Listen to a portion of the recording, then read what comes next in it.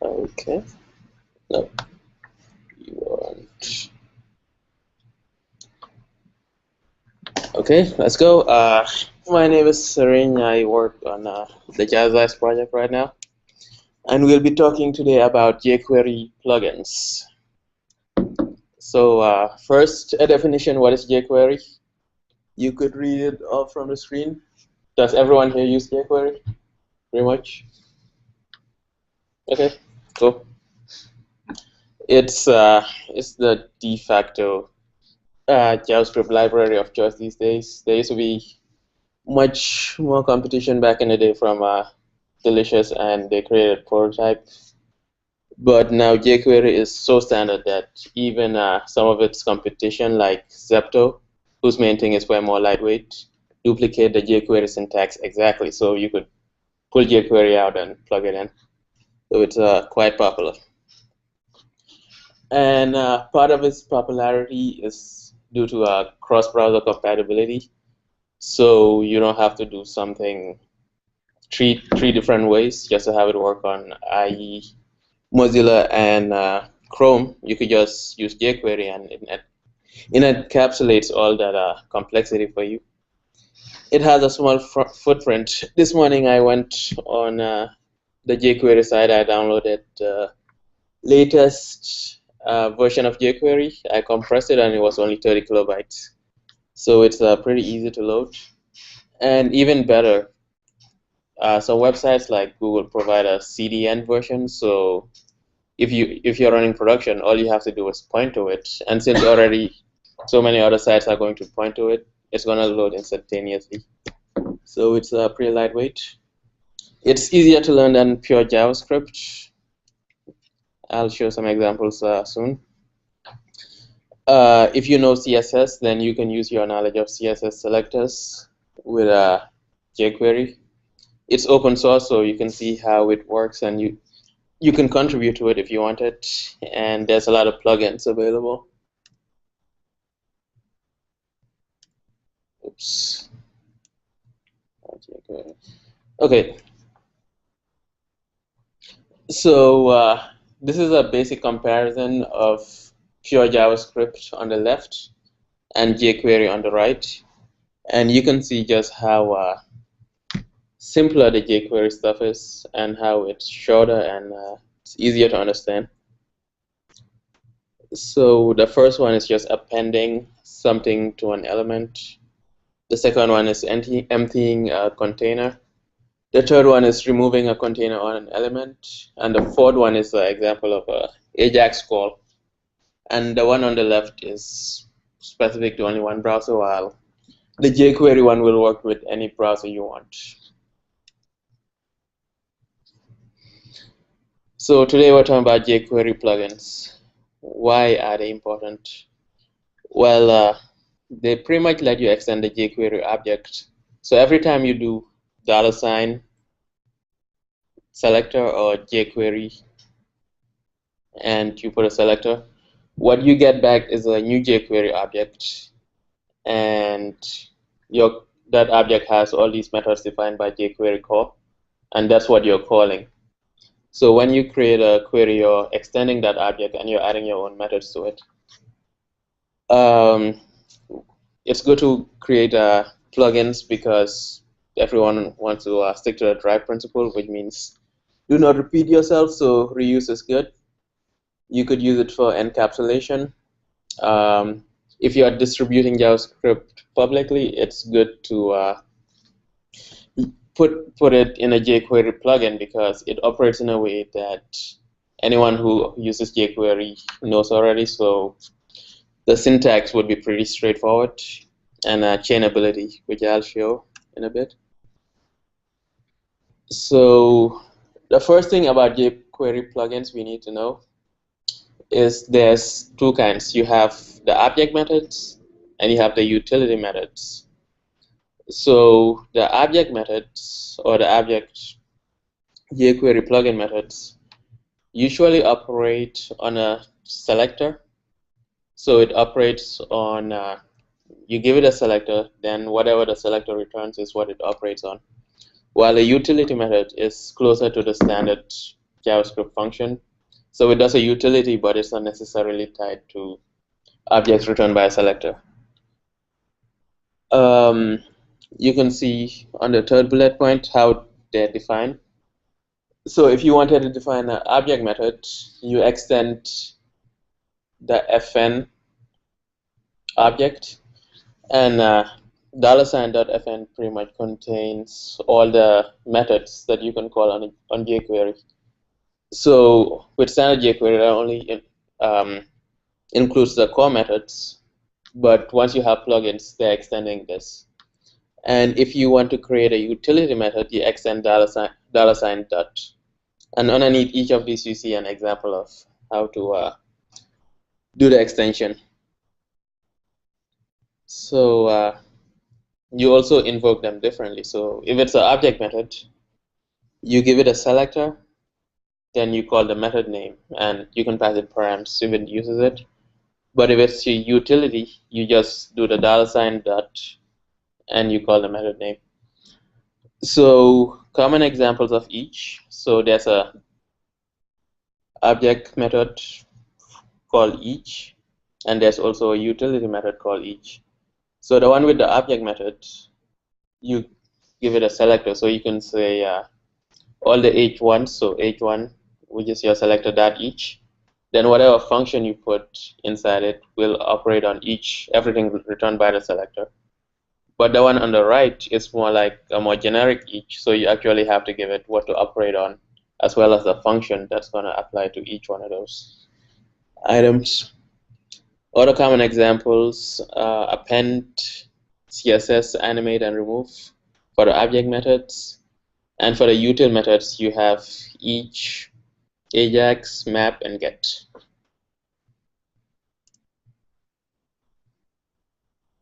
Just to check if everyone's still awake, can someone give me an example of a utility method they use with jQuery that's not listed here?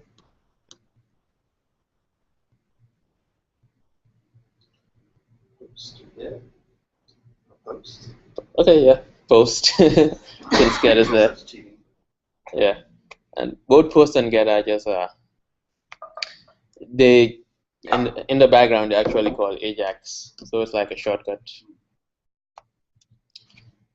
Okay, so let's look at a basic jQuery plugin. We'll look at one example of each. So the one on top is an object method, and the one on the bottom is a util method. So you could see the one on top, it's actually extending fn, $fn, and the one on bottom is straight to $. So let's try it out in a browser.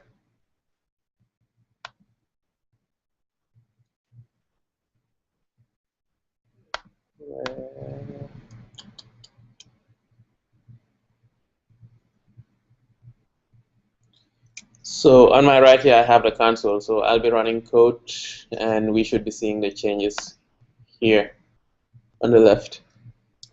So let's look at our first.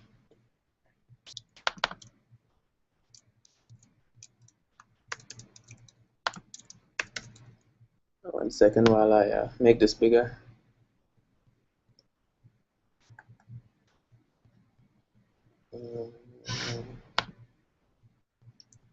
I'll just copy it.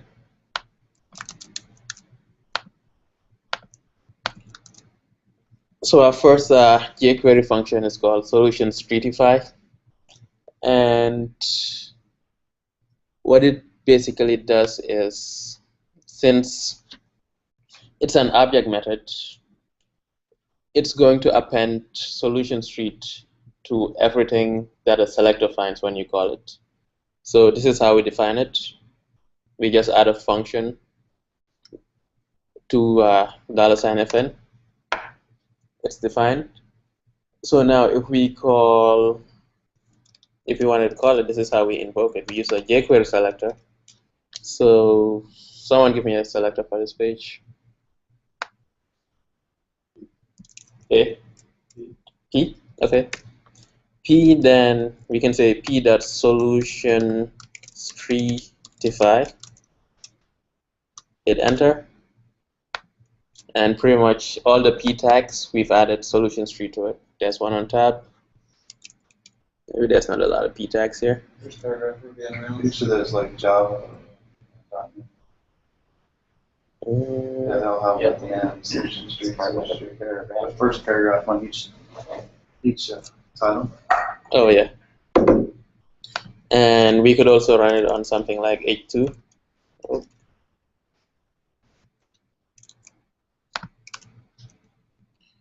H2, and it's more visible now. So that's a object method, and an example of a util method would be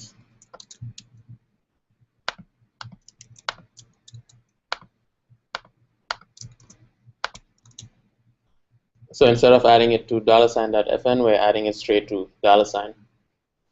And what this util method will do is look for all images and add a border to them. A border that's solid and green and 2 pixels.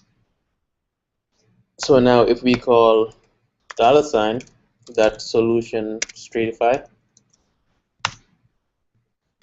we see this border being applied to all our images on the page.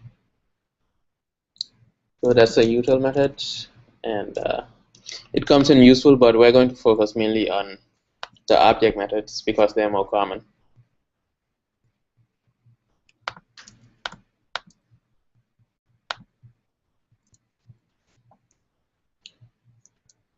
So one nice thing with jQuery is you can do jQuery method chaining, right? So you could say H2 dot what's that? Oh, thanks. Dot CSS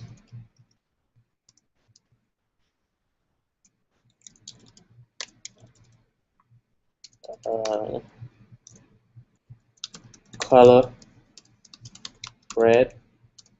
Then if you wanted to do something else with H2, instead of starting a new line, you could just do dot and define something else.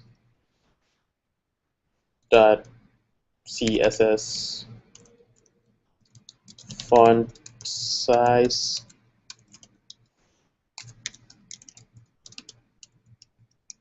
20px.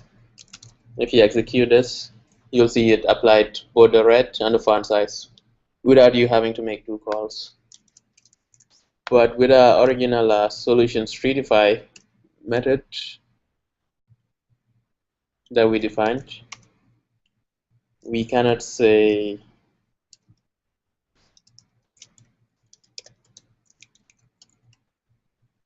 H2 that solution streetify that remove.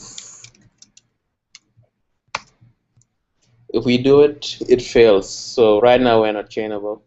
So if you want to achieve chainability,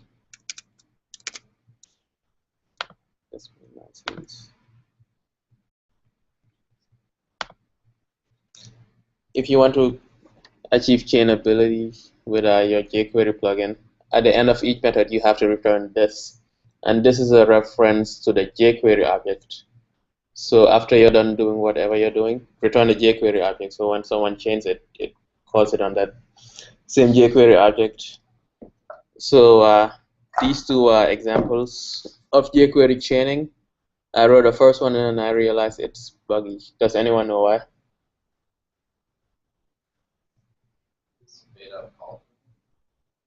What's that? Doesn't fade out eventually.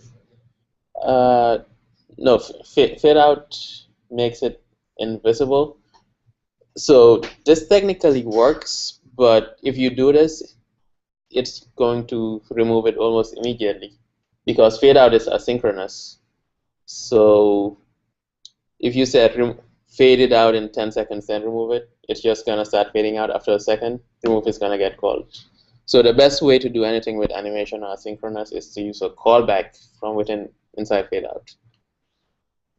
Doesn't method chaining sort of violate every other programming language's kind of standard for doing things? Like every other programming language, the result of the method call is what the next thing would be. So if you method chained in Java or C# or C++ or Ruby, it would be whatever the result of fade out would be. Yes. Which typically wouldn't be the original object. So I guess it still is. It's just that by convention, you're returning the original object instead of the result of the call. Yeah, I guess it depends on how you look at it. So if you created a util function, you wouldn't be expected to chain it because util functions do stuff and return results. Right. But most jQuery methods that take in a selector usually do stuff with whatever the selector returns. Then they return a jQuery object instead of returning what's inside. And there's a lot of method chaining in Ruby too. Usually, though, it's the other. So you'd say customer.users and you're getting the users instead of the customer, right? Like you're chaining together methods, but usually the results are different. Not the original call.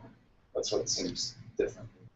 Yep. Well, maybe that's why this always hurts my head. So we're going to modify our solution streetify so that it returns this, and then we can do chaining with it.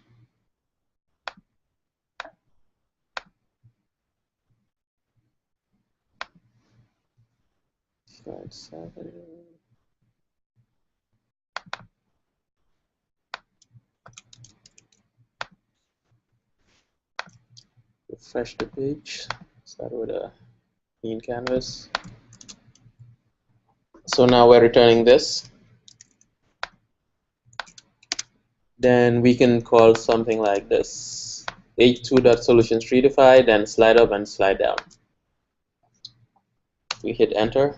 It adds solution tree to each of the h2s, but it also does whatever we changed it to do. We just slide up and slide down.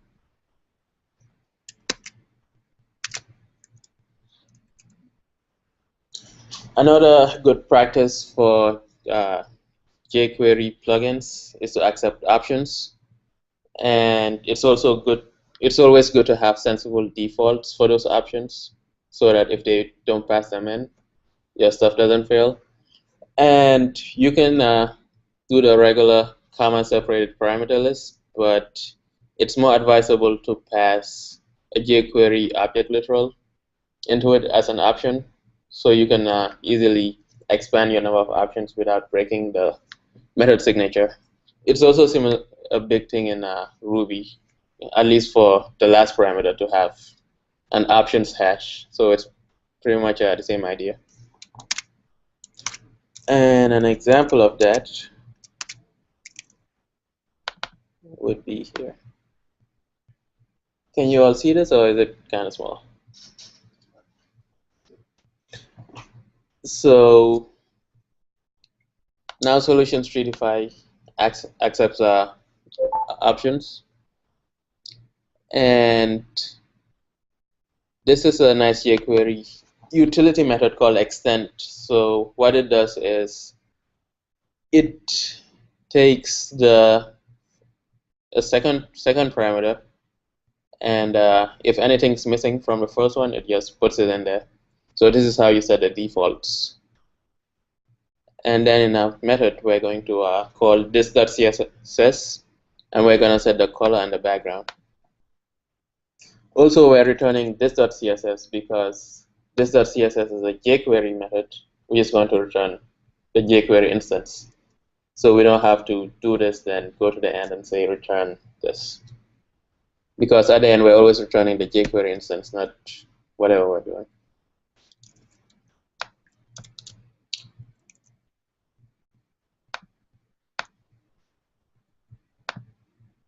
So now that's a method which accepts options. If we call it regularly, it still works, and it's making it green. but we can also call it and specify the color.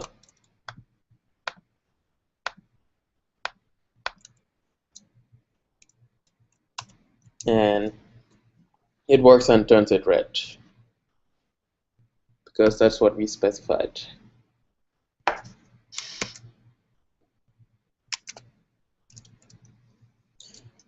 And callbacks, that's the definition. It's essentially a function to be called later, normally triggered by an event. So with callbacks, you're giving the user ultimate power because you're letting them tie in their functions with your plugin. And it's pretty powerful and pretty useful, especially when behavior differs depending on the page you're on. So an example of the solutions tree to jQuery plugin that uses callbacks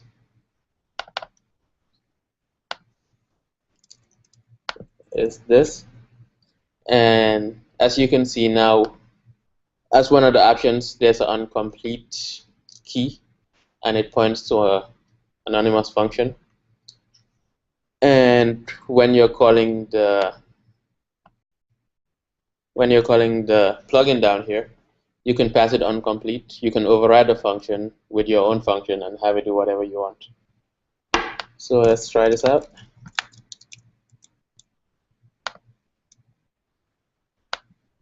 Oops.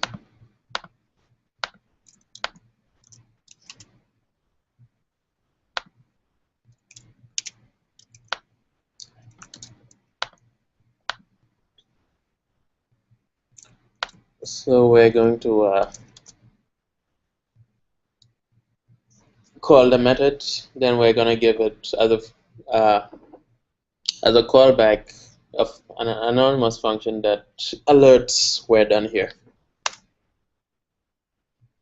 So we call it, it added solution street, it changed the color, but it also did what our callback told it to do, which is kind of cool. And it's also super important if your function does anything asynchronously, because sometimes you can't do one thing after the other. You have to wait until it returns, then you execute a callback. So a lot of jQuery methods that we use make use of callbacks extensively. So let's say you wanted the callback to be for each one. So the results were to change 10 different H2s, right? Uh-huh. But let's say you wanted the callback to be after each. Do a callback for each of those, yeah. Right? Yes, so you would use... Is there a different callback that you're extending? Not necessarily. So you could do something like this. This dot each.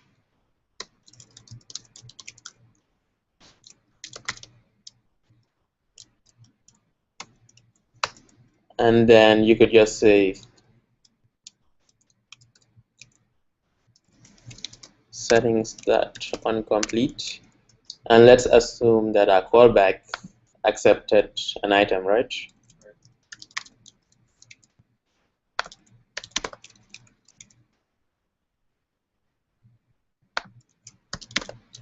And then here we can say alert, we're done here. Plus item. Let's do a console.log instead.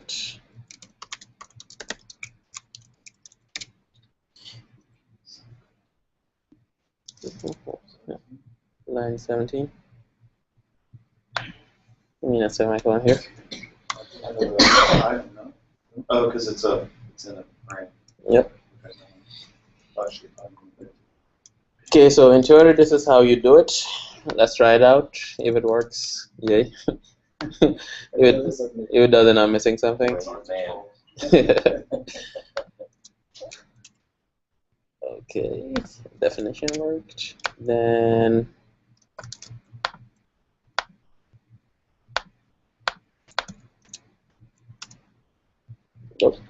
item is not defined.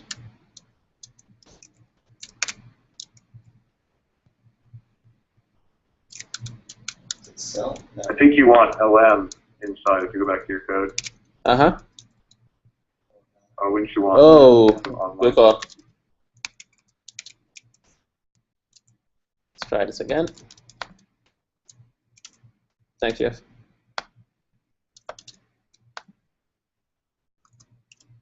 Yep. So it worked, and then we have the callback executing for each one of the elements.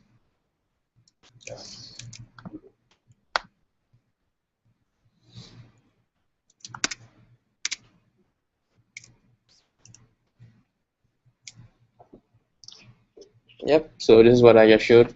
Add it to the options, best practice, but you can also make it one of the parameters. Provide a default method with that name, or always check and make sure that the function is defined first. One of the two. And we're getting to the end, so best practices. To avoid conflicts, use self-executing JavaScript functions, which is a pretty common paradigm. I'll show it in a bit. You can also use jQuery.noConflict, but I don't even know how that magic works. And it's just safer to use a self-executing function, especially nowadays. You should almost always use self-executing functions because they create a closure and they make all your variables local. And since it's best practice to punch together all your JavaScript files and minify it and serve only one file, if you have different JavaScript files doing similar things or using the same variable names, if you combine them together in one file, you will definitely have a namespace clashes. But if you always use self-executing functions, it takes care of that. There's this other thing called a paranoid semicolon, or that's what I call it, which is you always start your script with a semicolon just in case a person who wrote the script that's being joined with yours didn't put a semicolon at the end of theirs. If you're creating a method,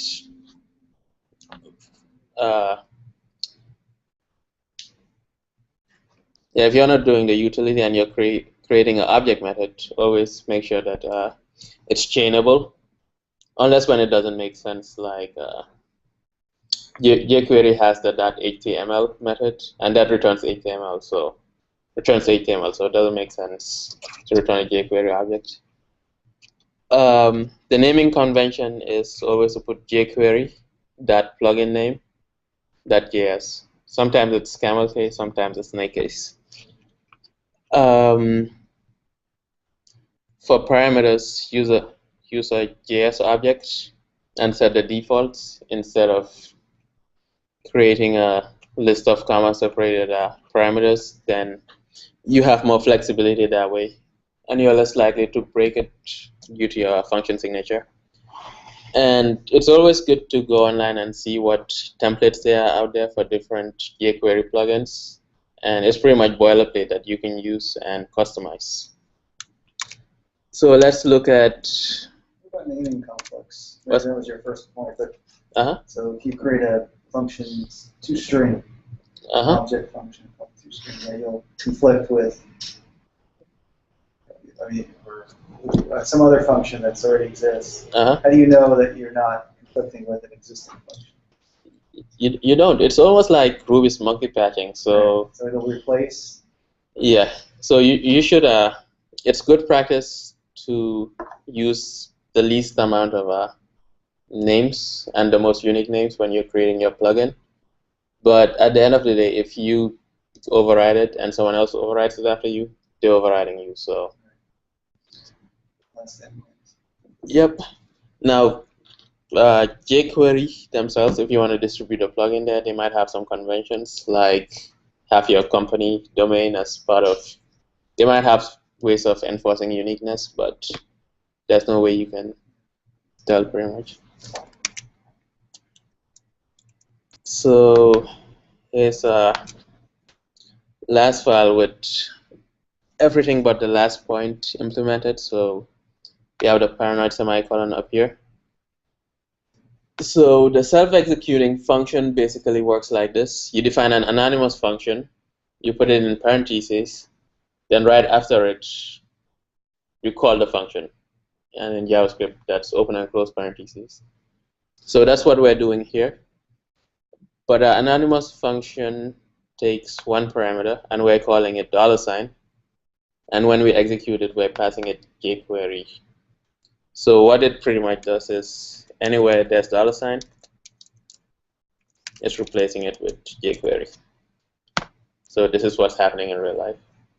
And you don't have to use no conflict, and this is always going to work.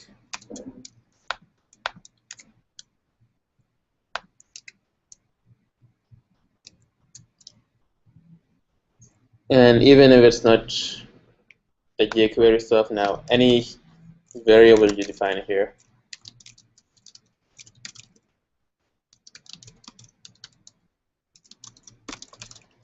is going to be local and localized to this anonymous function you just defined, so there won't be any conflicts.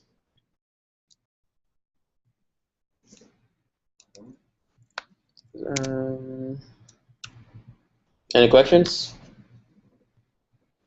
I have one. Yep. So can you go back to the slide up, slide down example? It was in the middle. No, I didn't do the second one in that.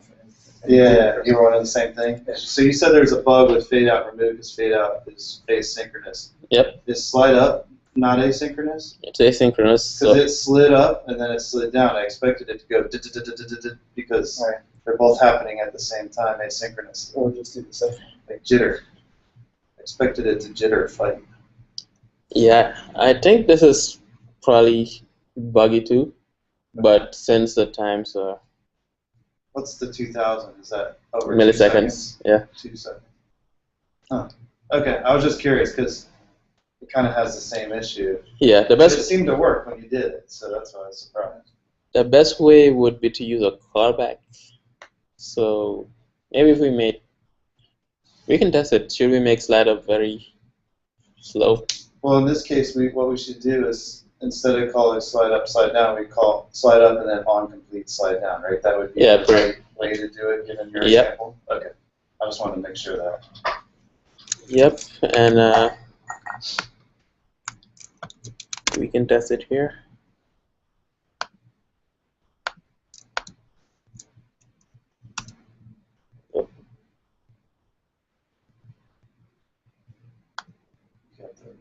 I don't think you have that function. Yeah, I'm not sure. It's the quotes, the single quote. It's not Oh, a it's single quote. Yeah, it's copied in.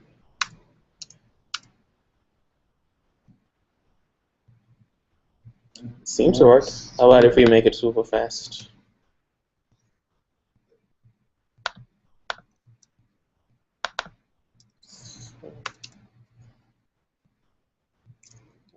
That doesn't make sense. 200.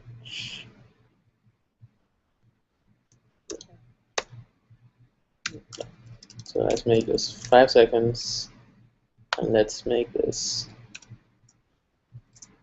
super fast.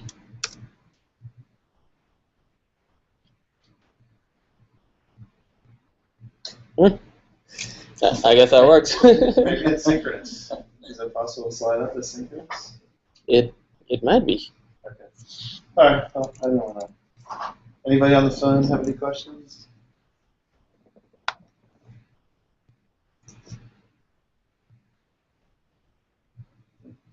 All right. Guess we're done.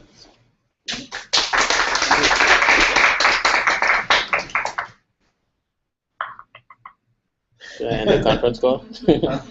End the conference? Yeah, that was wonderful. I need to go to the Google Plus stuff. Bye, guys. Bye. Right. This one, right? It feels hot in here.